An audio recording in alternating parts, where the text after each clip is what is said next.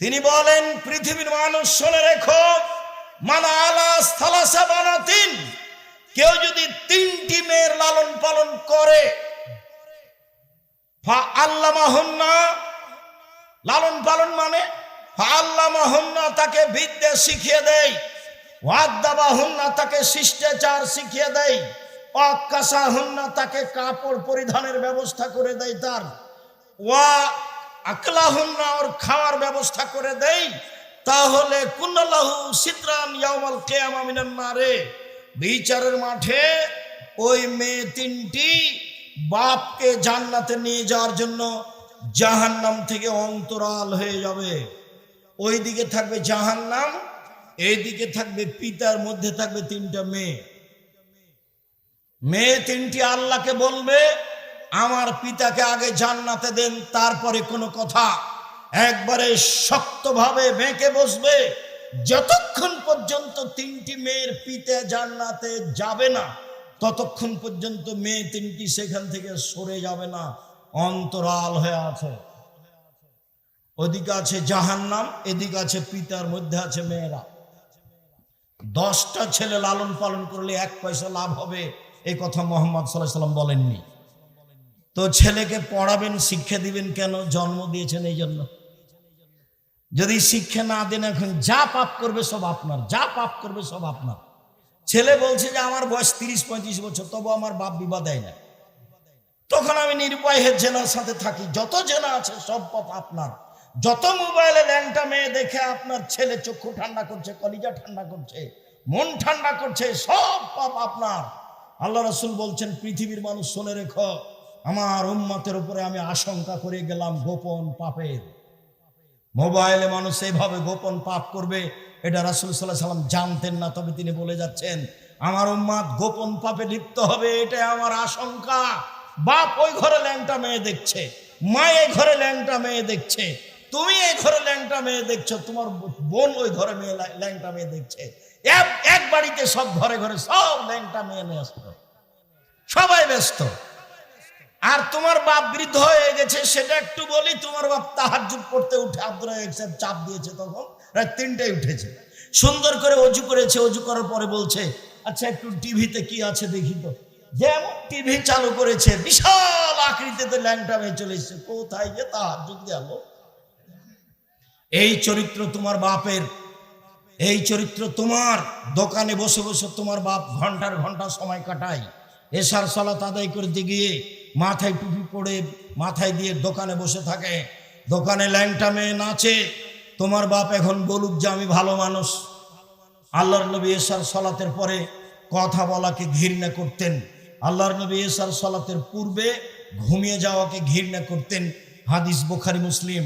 আমি বলেছি, বাড়িতে প্রেসিডেন্ট আইয়ুবের মতো করে মার্শাল জারি করে রাখতে হবে, কারফিউ। রাত 10টার পরে কেউ এখানে জেগে থাকতে পারবে না। এই বাড়িতে রাত 10টার পরে কথা বলা নিষিদ্ধ, পড়াশোনা ব্যতীত, এটা ঘোষণা থাকবে বাড়িতে। তাহলে 10টায় ঘুমিয়ে গেছে 5 ঘন্টা, তাহলে কতটা বাজলো? 3টায় আপনি উঠে যান, আপনার ছেলে উঠে যাবে, নিজ নিজ ঘরে 2 রাকাত সালাত আদায় করে আল্লাহকে বলবে যে তুমি আমাকে এদেশের সবচেয়ে বড় শিক্ষিত করে দাও, তার তো রহমতের অভাব নেই। তুমি আমাকে বগুড়া শহরে একটা জমির ব্যবস্থা করে দাও, তুমি আমার এই ভ্যানটা ভেঙে গেছে, একটা নতুন ভ্যানের ব্যবস্থা করে দাও। যা বলতে চাই এখনই বলতে হবে, এটাই সময়। জীবনে কিছু করতে না পারলে অন্তত এই সময়ে কিছু বলেন। 4টা কাজ মনে রাখবেন: 1 5 ওয়াক্ত সালাত, 2 হালাল রুজি, 3 কোরআন তেলাওয়াত, 4 আড্ডা পিটা জীবনের জন্য হারাম, চিরদিনের জন্য হারাম। 2 জন যেখানে বসে আছে সেখানে বসবেন না। যদিও আজকে আব্দুর রহিমের বক্তব্যের পরে আমাদের বক্তব্য চলে না, তারপরেও আমি যেহেতু এসেছি, কেমনে ফিরে যাই এটা একটা কেমন কেমন লাগে, তাই আমি আপনাদের সামনে দাঁড়িয়ে আছি। নাহলে আমিও চাচ্ছিলাম যে যা হয়েছে হয়েছে, সালাম দিয়ে চলে যাই। আব্দুল্লাহ কি বলেছে আমি তখন শুনিনি। আমি আপনার কাছে যেটা বলছি, আপনি আমার দিনী ভাই, দিনী বোন, নিজের ছেলে মেয়ের জন্য যেমন বলেন, আব্দুল্লাহ, আব্দুর রহমান, আব্দুর রহিম তাদের জন্য বলবেন, আল্লাহ যেন তাদের খিদমত কবুল করেন। বলছিলাম, সম্মানিত দিনী ভাই বোন, রাসূল সাল্লাল্লাহু আলাইহি সাল্লাম বলেন, পৃথিবীর মানুষ শোনা রেখো, মান কানা লাহু সালাসা বানাত, কারো যদি 3টে মেয়ে থাকে, ফাল্লাবাহুন্না, তাকে বিদ্যা শিখিয়ে দেয়, ওয়াদ্দাবাহুন্না, শিষ্টাচার শিখিয়ে দেয়, ফালাহুল জান্নাহ, সে জান্নাতে যাবেই। এটা আল্লাহ রাসূল মুখে বলেছেন। মেয়েদের দাম আল্লাহ রাসূল নিজে মুখে দিচ্ছেন। জাহেলিয়াতকে উপেক্ষা করে আপনি দেখুন। আমি শিষ্টাচার বলতেই যে হাদিসটা অহরহ বলে থাকি সেটা একটু শুনিয়ে রাখে। এই ছেলে, বসো, একটু থামো, বিরক্ত হচ্ছ কেন? আমি তো তোমার জন্য এসেছি কষ্ট করে। আমি কয়েক মিনিট পরই কথা শেষ করব ইনশাআল্লাহ। তুমি একটু ধৈর্যের পরিচয় দিবা, দয়া করে কোনো কাজ দেখায় না এখন। আর এত দীর্ঘ সময় অপেক্ষা করছি আমি তোমার জন্যই। সম্মানিত দিনী ভাই বোন, জাবের রাদিয়াল্লাহু তাআলা আনহু বলছেন, রাসূলের সাথে যুদ্ধ করে আসছিলাম, যুদ্ধে আমিও শরীক হয়েছিলাম রাসূলের সাথে। মদিনায় ঢুকবো, আল্লাহ রাসূল বললেন, এখানে সবাই থামো, থাকো, সকালে বাড়ি যাব। আমি জাবের বললাম, আল্লাহর নবী, আমি নতুন বিবাহ করেছি। এই ছেলেরা, তোমরা যারা দাওয়া ইলা আল্লাহর জন্য আদায় করতে চাচ্ছিলে, 1 মিনিট, দাওয়া ইলা আল্লাহ, আমি 1 মিনিট। এই ছেলে শোনো, আমি মসজিদ বাসা থেকে বের হয়ে মসজিদের দিকে যাই রাজশাহীতে, তো দেখি গাড়ির গায়ে লেখা আছে দাওয়া ইলা আল্লাহ। তো আমি বুঝতে পারিনি, আচ্ছা দাওয়া ইলা আল্লাহ কি জিনিস। তো কয়েকদিন দেখার পরে একদিন বলছে আব্বু, আব্দুল্লাহকে, আব্বু আর দাওয়া ইলা আল্লাহ এটা কি? তখন আমাকে বলছে, আব্বু আপনাকে তো আমি প্রায় 30 বছর যাবৎ দাওয়াত দিতে দেখলাম, আর আমিও দেশ বিদেশ মোটামুটি ভালোই ঘুরলাম, তাতে দেখছি যে আমরা হচ্ছি ইহুদি খ্রিস্টানদের দাস দাসী, নইলে আমরা যারা বাংলাদেশি ইঞ্জিনিয়ার তারা হলাম পদ্মা সেতুর লেবার, আর ওরা হলো পরিচালক, টাকা আমাদের, সবকিছু ওদের। তো নিজেকে দাস দাসী থেকে মুক্ত করতে হলে কোরআন সুন্দর করে শিক্ষার এবং আকীদা সুন্দর করে সংশোধনের বিকল্প পথ নেই। তাই আমি চিন্তা করলাম একবারে সারা বাংলাদেশ জুড়ে, টেকনাফ থেকে তেঁতুলিয়া, আমি সারা বাংলাদেশ জুড়ে মক্তব পরিচালনা করব। সে উদ্দেশ্যে জামিয়া সালাফের একটা শাখার নাম দিয়েছি দাওয়া ইলা আল্লাহ। আল্লাহর পথে দাওয়াত, মসজিদ ভিত্তিক শিক্ষা কার্যক্রম, দাওয়াতি কার্যক্রম মসজিদ ভিত্তিক চলবে। আপাতত 450 মসজিদ চালু আছে জামিয়া সালাফের পক্ষ থেকে।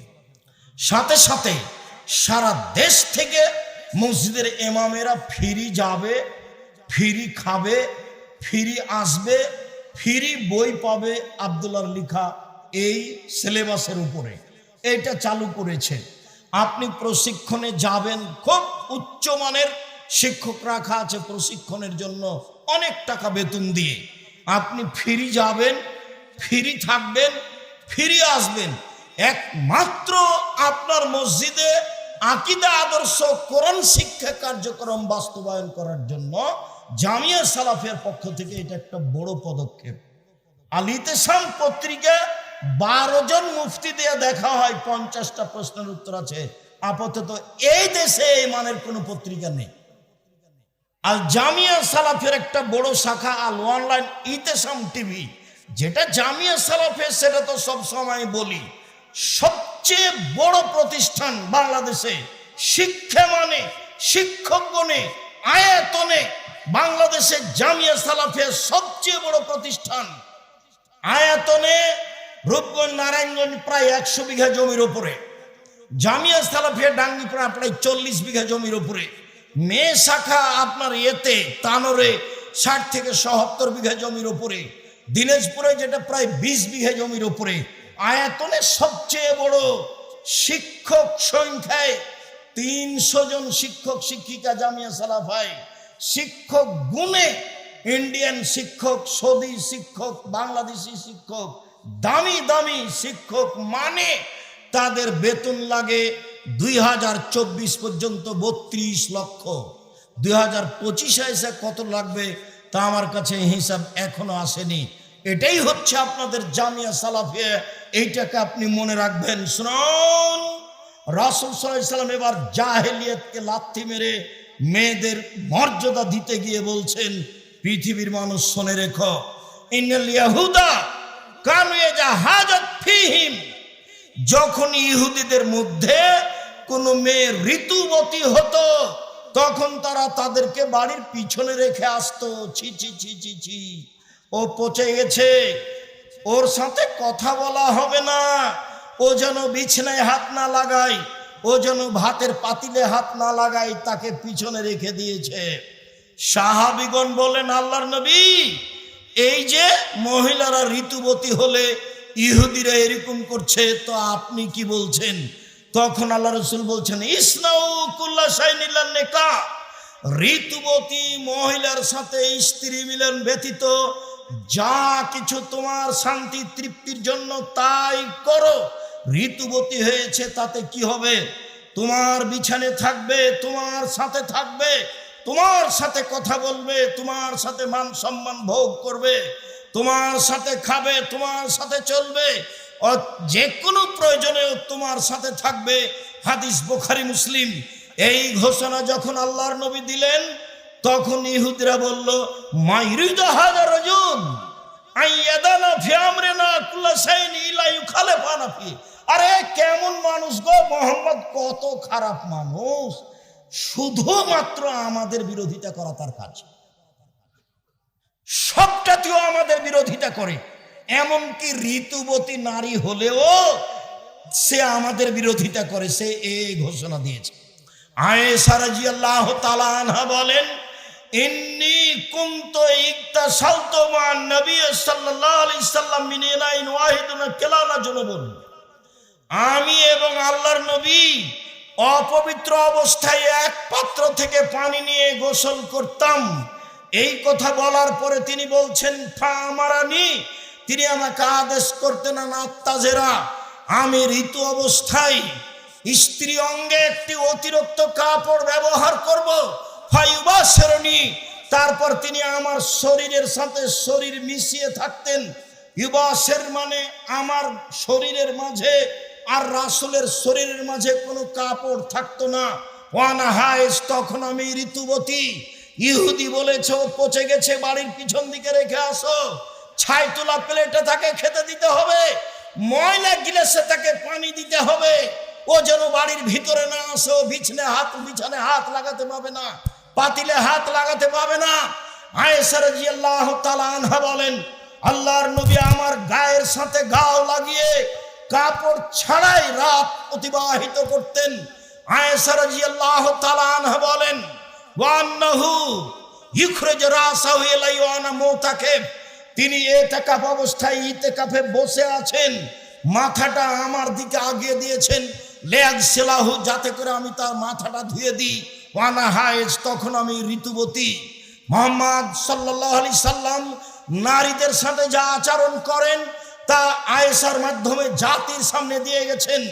আয়েশা রাদিয়াল্লাহু তাআলা আনহা বলেন, আমি আশরাবুল মা, পানি পান করতাম গিলাসে, সুম্মা উনাবিলহু, আমি তারপর রাসূলের হাতে দিতাম, ফায়াদা ফাহু আলা মাওজিফিয়া, গিলাসের ওখানেই মুখ লাগাতেন যেখানে আমি মুখ লাগিয়ে পানি পান করেছি, তখন আমি ঋতুবতী।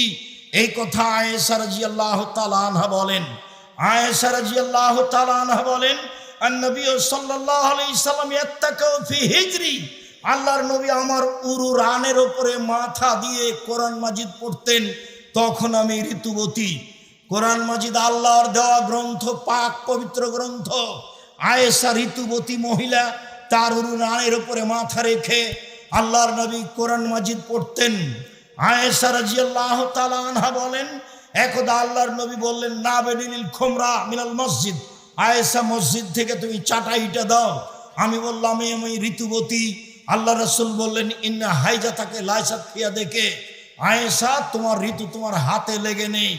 সম্মানিত দিনী ভাই বোন, আমি বলছিলাম রাসূল সাল্লাল্লাহু আলাইহি সাল্লাম নিজে নারীদের সাথে কি আচরণ করতে হবে তা দেখিয়ে গেছেন যখন তারা ঋতুবতী।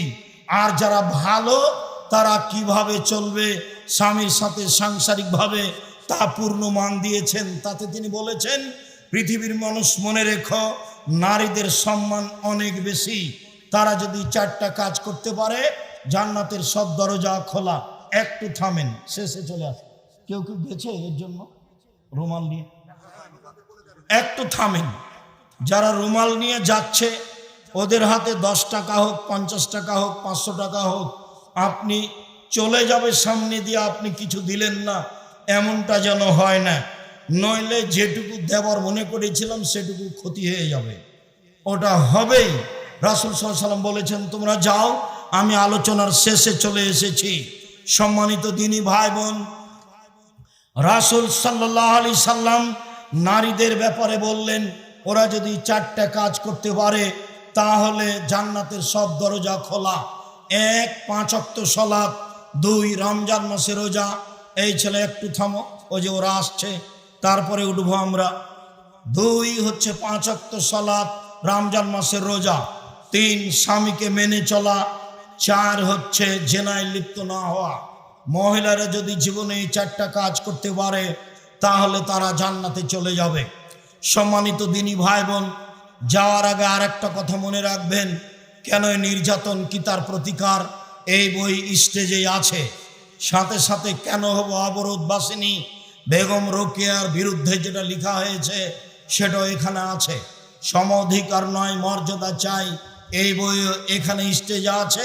আব্দুল্লাহর বই আছে ফিলিস্তিনের ব্যাপারে, অতীব গুরুত্বপূর্ণ। বুখারীর ব্যতিক্রম ব্যাখ্যা সেটাও আছে।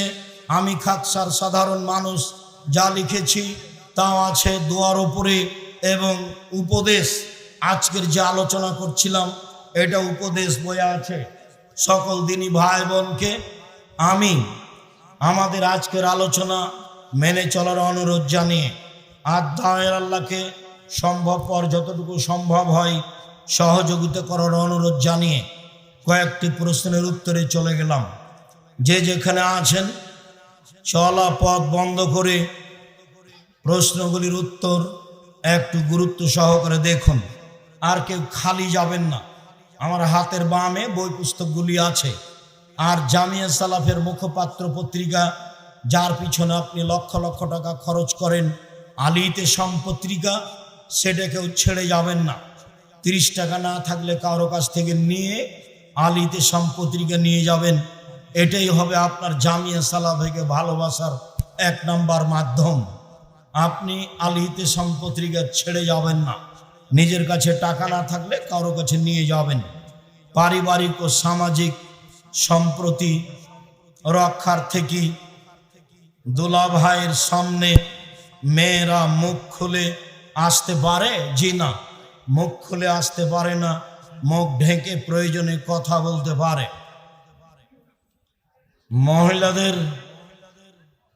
মহিলাদের জামাত, আমি একজন সরকারি চাকরিজীবী। প্রতি বছর শেষে ব্যাংকে আমার টাকা না থাকা সত্ত্বেও 5-6 সুদ আসে। আমি তাহলে এই টাকার কি করব?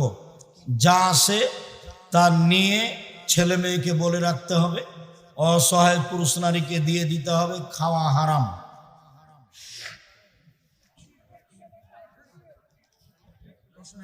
তালেবান সম্পর্কে জানতে চাই। কি এটা? বগুড়ার মাটিতে জামিয়া সালাফের প্রতিষ্ঠান করার কোনো পরিকল্পনা আছে? এইখানে পাশে কোথায় একটা জমি এক লোক দান করেছে, ইনশাল্লাহ সেখানে এই বছরই শুরু হবে বলে ভাবছি, দেখি কখন শুরু হয় ইনশাল্লাহ। আমরা পরিবারের অমতে প্রেম করে বিবাহ করি।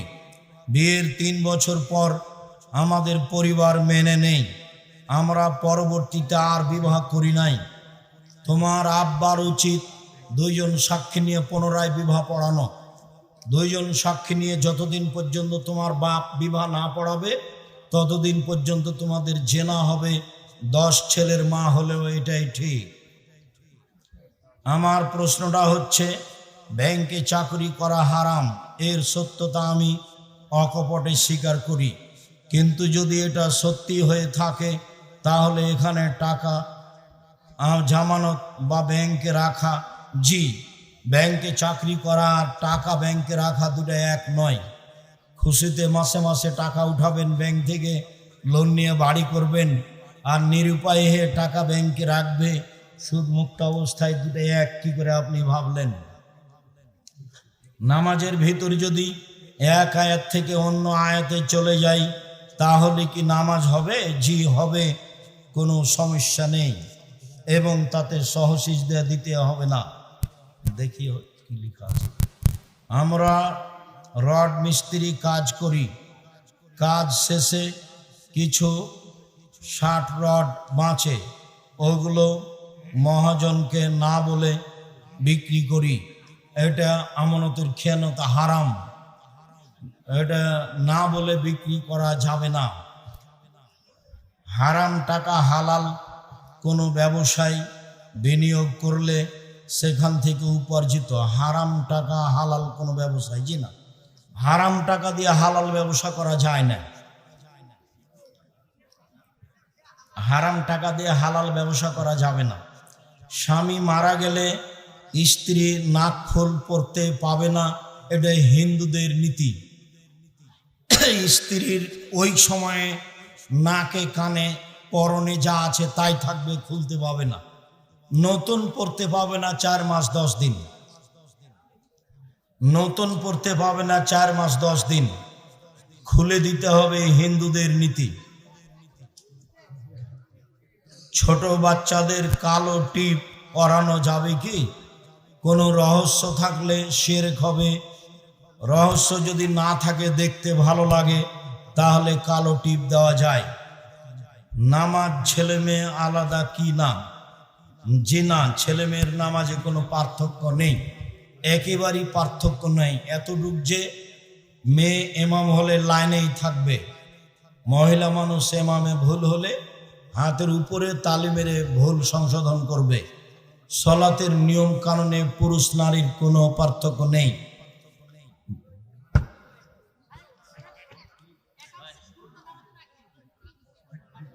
কি কথাই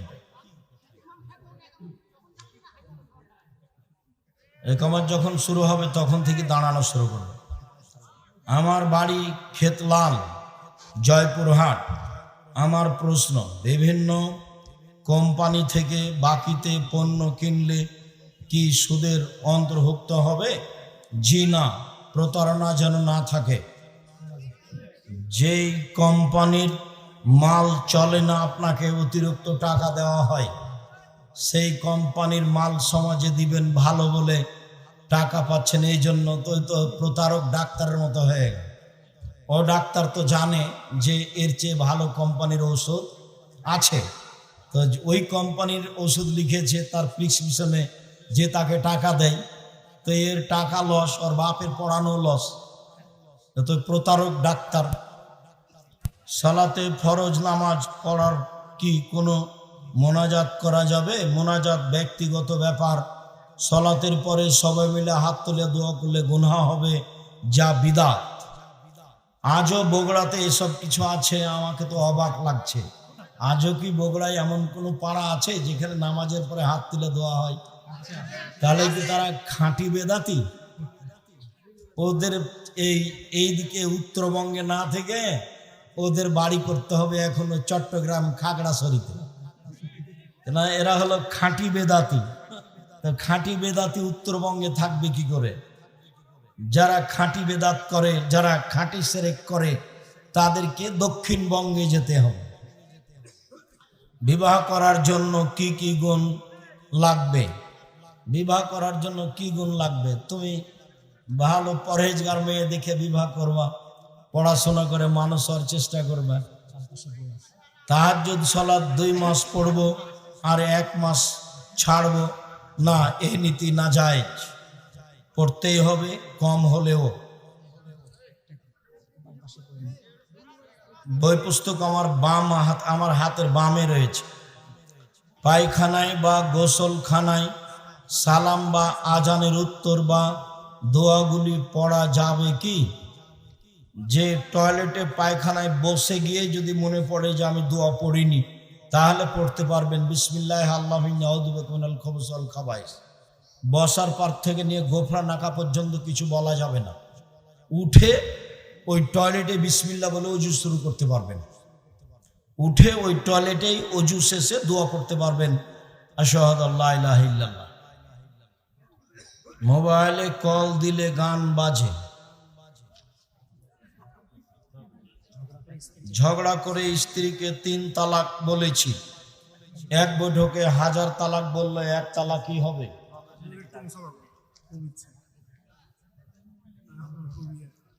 আমরাও চলে এসেছি কাছে, দেও কিছু যে একটু পড়ে দেখো।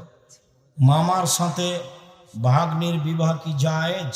মামার সাথে ভাগ্নির বিবাহ হারাম, চিরদিনের জন্য হারাম। যদি চাচাতো ভাগ্নি হয় কোনো সমস্যা নেই, মানে চাচাতো বোনের মেয়ে। তো বয়াতে ঢাকাতে এক জায়গাতে চাচাতো বোনের মেয়েকে বিবাহ করেছে, তাই মৌলানারা বৈঠক বসিয়েছে বিবাহ বাতিল করার জন্য।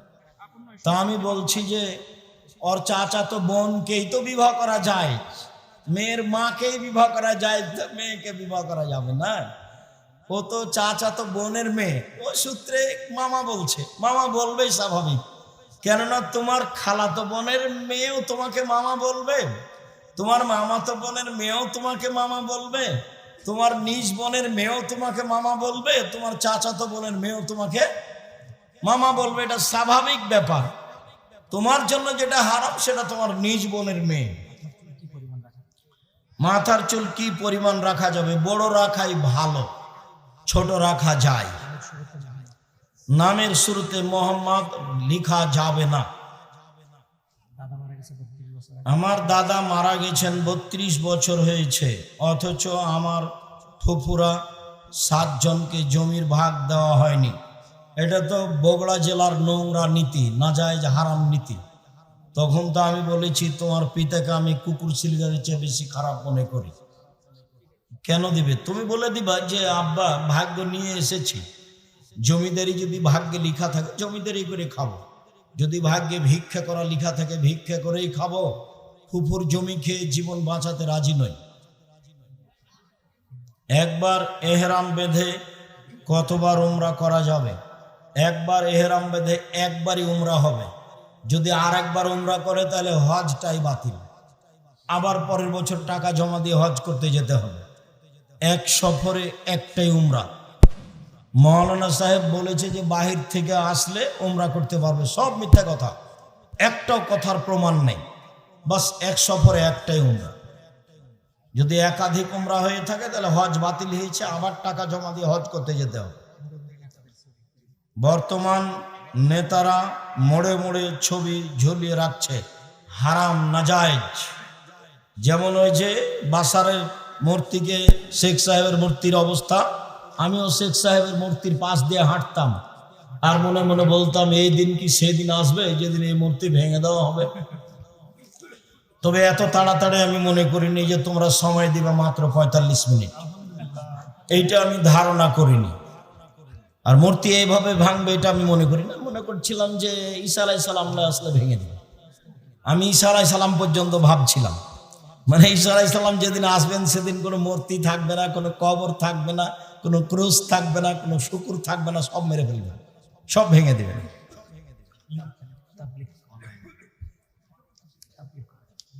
তাবলীগ করা যাবে না যাবে? তাবলীগের প্রচার মাধ্যম প্রায় 60% মিথ্যে। তাবলীগ তো জরুরি, তবে মিথ্যাটা জায়েজ নয়। আর বাড়ি ছেড়ে যেতে হবে 3 মাস, সেটা তো হতে পারে না। 3 মাস আপনি বউ বেটিকে কাকে দিয়ে যাবেন? এখন কথা, আল্লাহর নবী বলছেন যে পাহারা দিতে হবে ছেলে মেয়েকে, পাহারা। তা আপনি পাহারা বাদ দিয়ে চলে গেলেন 3 চিল্লায় লন্ডন। ধর্ম এরকম নয়। ঘরের মধ্যে সামুদ্রিক শামুকের তৈরি মালা যদি মূর্তির মতো হয় রাখা যাবে না, মালা রাখাতে শামুকের কোনো সমস্যা নেই। অনলাইনে বিয়ে পড়ানো কি জায়েজ? ছেলে কবুল করবে, এটা 2 জন সাক্ষী শুনবে, কণ্ঠ উঁচু করে দিয়ে যদি চলে হয় তাহলে চলবে, বিবাহ নাজায়েজ নয়। শুকরিয়া, জাযাকুমুল্লাহ খায়র। আল্লাহ আমাদের যারা মারা গেছে তুমি তাদের কবরের শাস্তি মাফ করো। আমরা যারা অসুস্থ তুমি তাদের আরোগ্য দান করো। আমরা যারা বেঁচে আছি তুমি তাদেরকে তোমার রাসূলের পদ্ধতি অনুযায়ী চলার তৌফিক দান করো। এ দাবি এ দোয়া রেখে আজকের আলোচনা এখানে শেষ করলাম।